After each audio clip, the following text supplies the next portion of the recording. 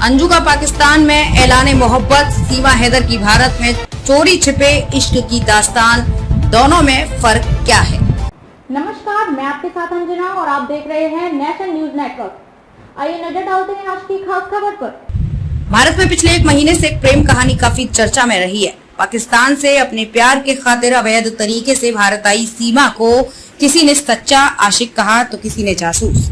अब सीमा सचिन की तरह ही एक और मामला सामने आ गया है, जिसमें भारत के राजस्थान के भिवाड़ी से 35 साल की अंजू नाम की महिला अपने प्रेमी से मिलने पाकिस्तान पहुंच गई है। दोनों की प्रेम कहानी में बहुत सारी समानताएं होते हुए भी बड़ा अंतर है। दोनों मामले में बातचीत का जरिया सोशल मीडिया रहा और अपने प्यार को पाने के लिए दोनों ही महिलाओं ने सरहदें पार की। लेकिन जहां एक तरफ अंजू ने पाकिस्तान जाने के लिए लीगल तरीका चुना, तो वहीं सीमा चोरी छिपे भारत घुस आई।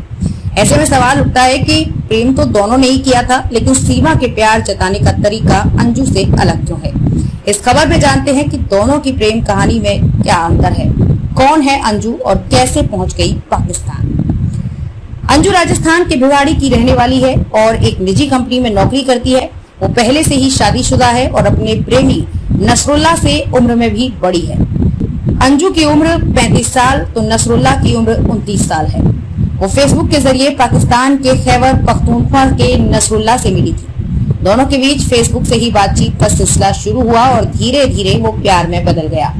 अब अंजू नसरुल्लाह से मिलने के लिए पाकिस्तान का वीजा लेकर खैबर पख्तूनख्वा पहुंच गई है। बीबीसी की एक रिपोर्ट के अनुसार अगले कुछ दिनों में अंजू नसरुल्लाह से मंगनी कर लेगी, जिसके कुछ दिन बाद मंजू भारत वापस आ जाएगी और वो शादी के लिए एक बार फिर पाकिस्तान आएगी।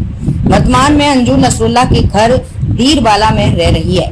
नसरुल्लाह के कुछ रिश्तेदारों के अनुसार अंजू पहले से शादीशुदा है और लेकिन वो काफी समय से अलग रह रही है।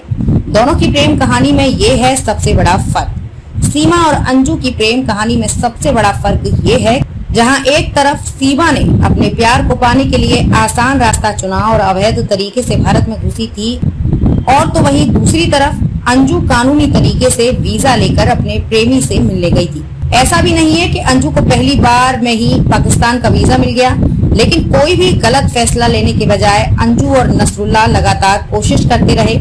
इस प्रक्रिया में भले ही 2 साल लग गए, लेकिन इन 2 सालों में दोनों ने कभी एक दूसरे का साथ नहीं छोड़ा।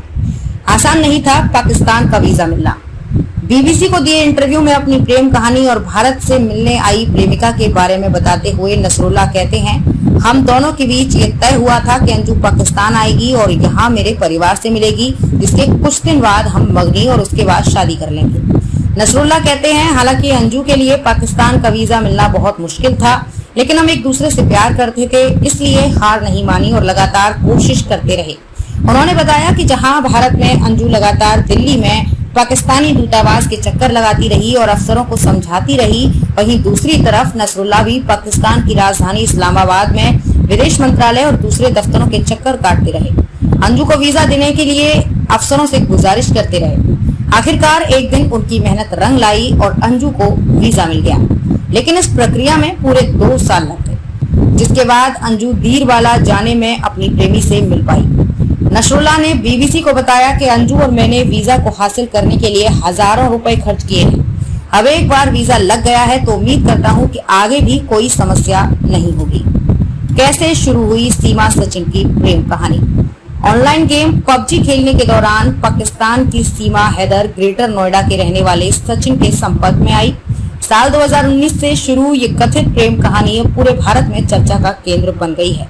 सीमा जिस तरह से शारजाह से नेपाल और वहां से भारत पहुंची है, उसके बाद से कई सवाल खड़े हो गए हैं।